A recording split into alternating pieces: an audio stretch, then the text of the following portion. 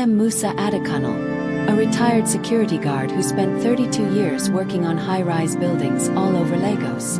What I'm about to share happened not in the movies or books, but right before my old sun-wrinkled eyes. A tale so strange, people often call it a fairy tale. But me, I lived it. It was the dry season of 2017, when dust floated like ghosts in the air and the sun slapped roofs like it was angry at the world.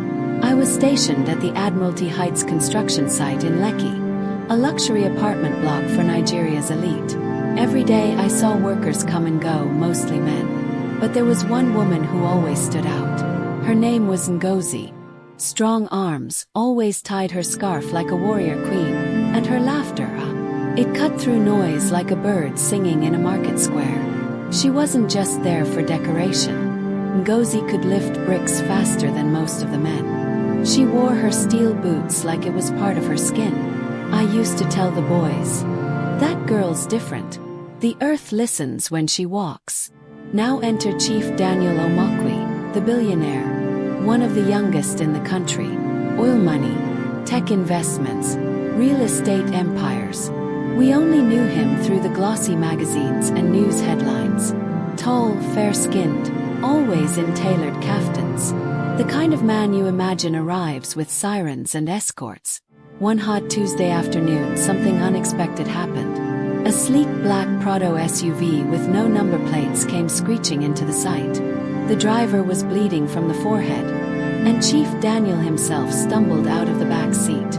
Dust on his agbada, eyes wide like someone who just escaped death. Panic spread through the site like fire. Turns out the chief's convoy had been ambushed a few streets down. Armed robbers. Everyone else fled, but his driver managed to get him to our site before collapsing. People stood shocked.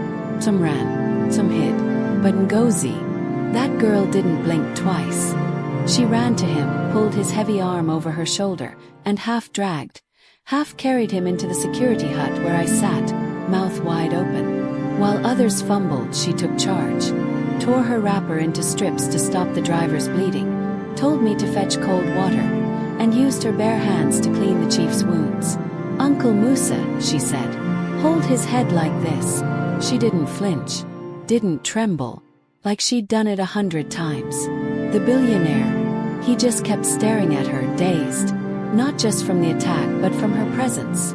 You could see it in his eyes. Something shifted. Over the next few days, security men and police officers swarmed the site.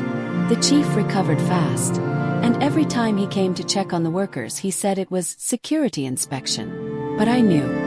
He always ended up beside Ngozi, asking about her family, offering her bottled water, even sitting on concrete blocks just to chat with her during break time. She wasn't impressed by his money.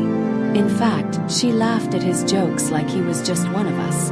He brought her perfume one day. She gave it to another worker, saying, "I don't have time for smell, I work with cement." Weeks turned to months. Whispers spread. Was it real? Could a billionaire love a construction girl? Even I doubted it, until one rainy morning in December. He came again, but this time not in kaftans. Jeans, sneakers, holding an umbrella over her head while she worked.